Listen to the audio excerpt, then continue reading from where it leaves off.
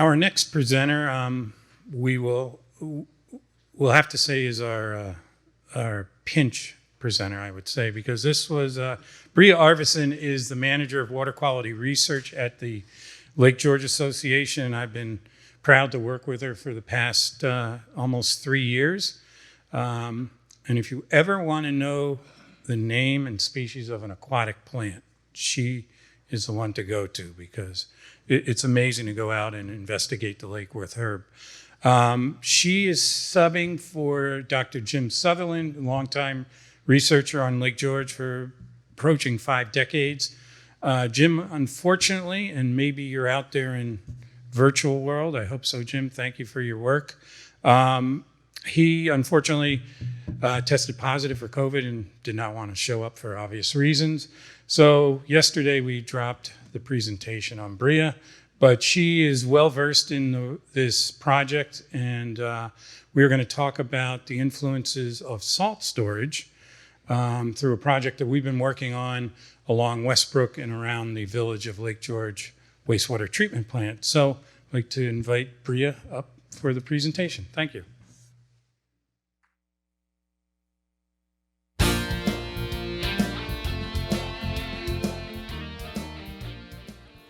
Thanks, Chris, for that introduction. So Jim just wanted to make sure that we know that it's the 50th anniversary of the Clean Water Act. And fun fact, it's actually the 18th is its birthday. So in a complimentary fashion, this talk is going to go over wastewater treatment plants, road salt, winter de-icing, salt storage, sheds, and the potential for water quality contamination in the Lake George Basin. These couple of slides talk over kind of the history of when we started to realize that salt is a bad thing. So in this memorandum by the Division of Water, they provided guidance for preventing water quality problems from highway salting and mixture storage. And they made a point to distinguish between what storage is, the actual location of where we're keeping the salt, and where we're spreading the salt, the distribution. So at the time, DEC had limited authority to establish regulations, so this was more of a recommendation. Again, so they identified that water quality could be threatened by improper storage of salt and also from spreading the salt, and that also unprotected large storage amounts would, exposed to high rain amounts or runoff, can also leach into the ground and then also into our water resources like streams and lakes. Again, the absence of regulations, this was more of a recommendation. So John was talking about the lake-wide chloride changes, and we're going to dial it in right to South Lake George. And specifically looking at Westbrook, that orange line that you see, and also its impact from starting with the village of Lake George wastewater treatment plant. These studies started in 2014 and 15, and then there was a continuation study that we are currently working on starting in 2018. So to give you a little bit of background on Westbrook, it's actually the 4th largest stream that flows into Lake George and has over 5,000 acres of watershed. And looking at that watershed, you can actually see I-87 running through it, kind of towards the lake near that blue marker. 95% of the watershed is actually west of I-95. Most of it's forested, undeveloped, and all of the development primarily happens on the east side of that watershed, or of I-87. In the beginning, in 2014 and 15, there were 4 stations, starting from the lakeside all the way up into the watershed. So you can't really see it here too well, but they're marked 1, 2, 3, and 4. One closest to the lake is down in the village, and then you have Westbrook 2, which is west of 87, Westbrook 3, east of 87. I've flipped those. We're upside down right now. And then 4 is all the way up at Orbed Reservoir, which used to be the drinking water resource for Lake George.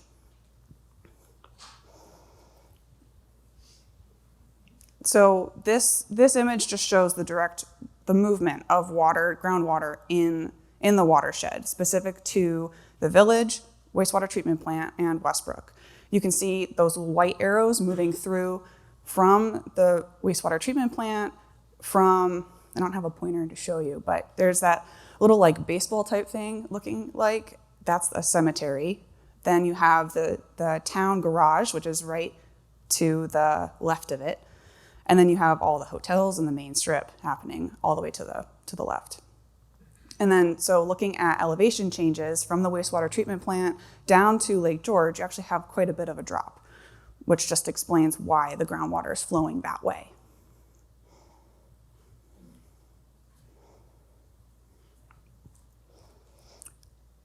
Can you go back a slide, please? Thank you. So this is showing additional study sites in the watershed, not just along Westbrook, but then also things influencing Westbrook. So looking at the two Speedy wells at the top, they have the two long yellow lines coming from them. Those are direct influences from the wastewater treatment plant. And then you have another well that's kind of next to that baseball cemetery type looking thing. And that would be the town garage well. And then you have the two seeps that are the two main influences into Westbrook from this area. Seep 1 on the right, and then seep 2 on the left. And each of those, because of the elevation changes, are directly influenced by those upper Speedy wells. And this is just an image of what they look like. So on the left, you have seep 2, and then on the right, you have seep 1. So pulling from the studies that we're doing, 2014 and then the 2018 one, we're seeing a 28-fold increase in chloride from all the way up at Orbed Reservoir down to Westbrook 1 in the village. So you can also see that there's kind of minimal influence from I-87 between Westbrook 3 and 2. They really don't increase that much. So surprising enough, why is Westbrook 1 increasing so much?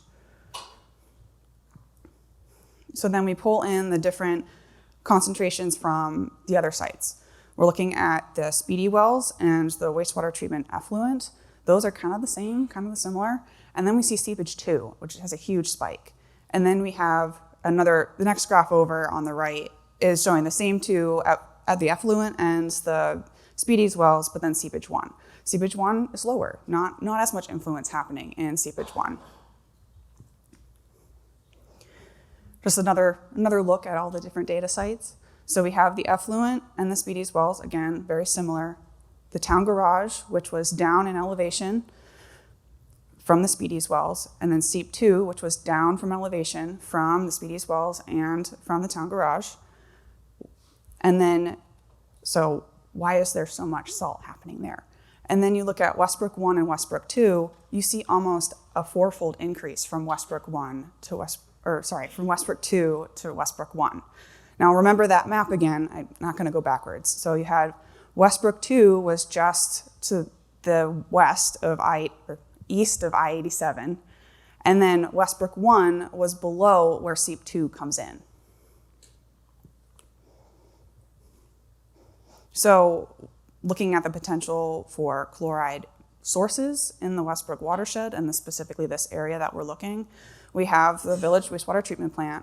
We also have the Holiday Inn parking lot and the town highway department building.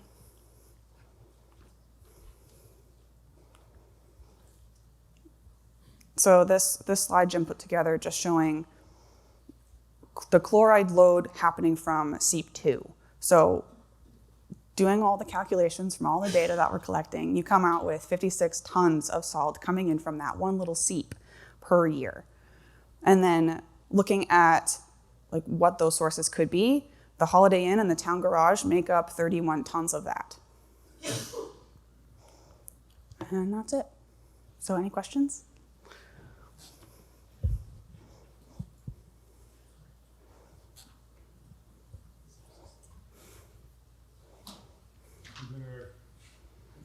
Any questions for Brea? Eric has one. I don't think I need the mic.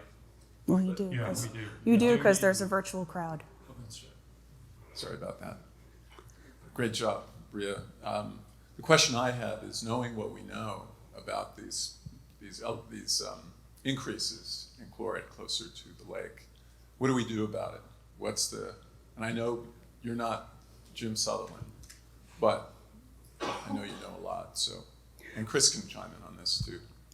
So back to the memorandum, we had salt storage, which was primarily in piles, and then sometimes there was a tarp over them, where I think the town has done a great job of putting a storage shed together. So there is no impact from precipitation. And primarily this data is looking at salt storage within the ground, not necessarily what's coming in right off the surface. So we had all this impact in, I guess, basically packing in of the salt into the ground, and now we're reaping the benefits of it. So we're seeing it start to leach out because over time, it's releasing into the streams. Is that okay? Yes. And I would. There's another question. Okay. Is there any impact in the study as far as Route 9, which is actually closer to the lake and also Westbrook as well? Is there any consideration on how Route 9 is being treated? We've mentioned 87, but I think there's probably some addition to this study coming off of Route 9. Do you want to speak to that? Yeah. Yes, Keith, thanks. Route 9 is not part of the study, however. We have studied that with the Westbrook Stormwater Initiative, the studies that have gone on there that we monitored with the collaboration in the reconstruction of the wetlands there. With that, we did monitor chlorides coming through that, and we put a report out a couple years ago. Maybe we'll put that on note for next year, but we did show that there is an influence of runoff from 9N that discharges into Westbrook, however, below where Route 9 is. So there is that influence, and that is something, we'll put in a note and maybe put that into a forwarding study. Going back to the previous question, and we know that there is salt storage at the town barn, and they've had that in for a while. There's also the historical legacy loading that's been there, and we see that all around. A lot of that is evident because we see the higher concentrations a lot of time in chlorides in late summer, early fall, which is counterintuitive of what you would think when chlorides are being added during the winter. And that is the buildup in the soils and the groundwater that's been there. So the town also did great work on managing stormwater. They put in a big infiltration basin up there with the Warren County Soil and Water 12 years ago or thereabouts. But that stops the runoff, but also puts it in the ground, which could lead to some of that as well. So other things to study, but yes, there is other influences on Westbrook.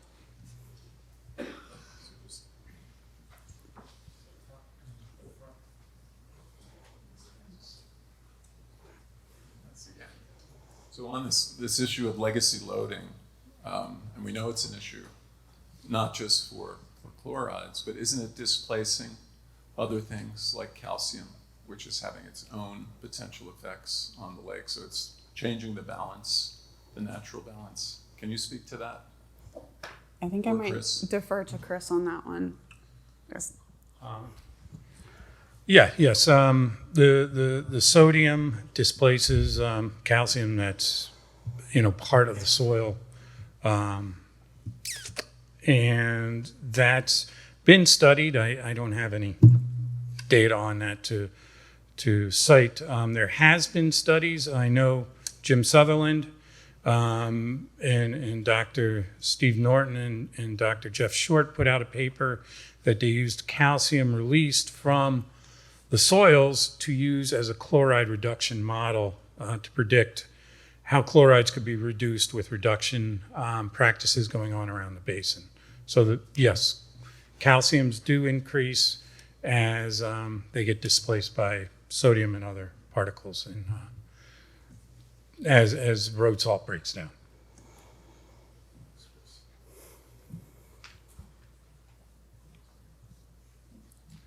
Yeah, just following up on the salt loading issue. If the salt is in the soils and is leaching out, do we have any idea how long it takes for that leaching process to run its course? Which would then give us an idea whether there are fresh sources of salt or whether it's, whether the problem is solved once it leaches out of the soils. So I think yes, but no. So we would need to have a study area that hasn't experienced salting in order to understand what that area's refresh rate would be. And then also you have to consider the soil types. So different parts of the areas, this area around us has different types of soil, sandy soil, really rocky soil, that might have a different refresh rate. And to add, I just referenced that one paper that Dr. Sutherland had published a couple of years ago. That does get into the reduction of the leaching and how, and it was about a 20 to 25 year period. If we reduced road salt by 50%, which some towns have, that you would actually see that change coming out in our streams. So we can provide that link if people are interested. Hi. I was just wondering if you measured chloride coming into the wastewater treatment plant?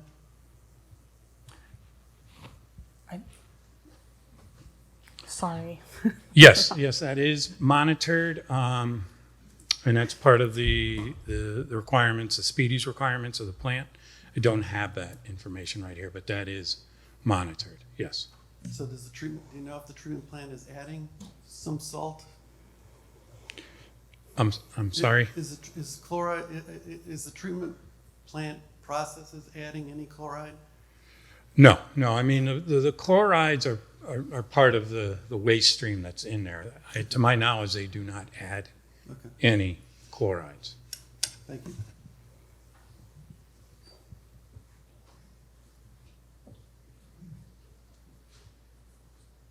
Okay.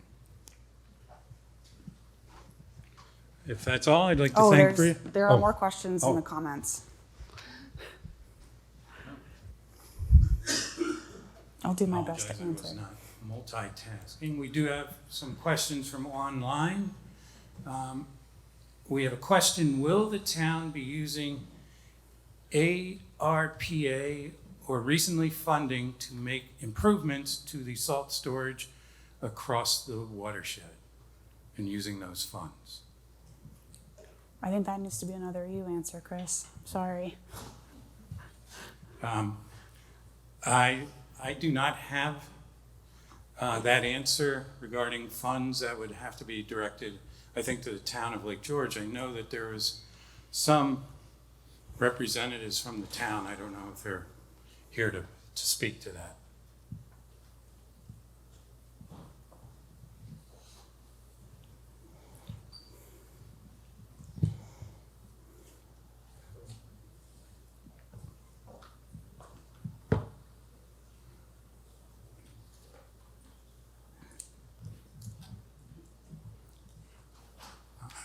I think that is all the questions that we had online. So again, thank you, Brea. Appreciate that.